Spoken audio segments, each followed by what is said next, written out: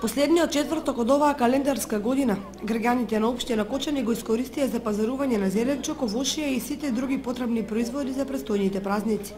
Производителите и продавачите на тезгите велат дека цените се достапни, а посетеноста на пазарот е зголемена во однос на претходните пазарни денови. Ако производите иде убаво нешто, се производи сега, ама цените се многу мали и потрошата е слаба. Многу е препуња пазарот, па има малку разлика. Повеќе народ, повеќе има потрошна, малку се потроши сега, него другите пазари што беа. Па цените се си мали, 10 динара кило зелка, јаболки, ориз, 50 динара ориз. Се гледа поевтино народа да купи. Цените исти се. Пред празникот и сега моментално исти се. Граѓаните пак задоволни од цените на производите. Добри се како што е покачано таковото.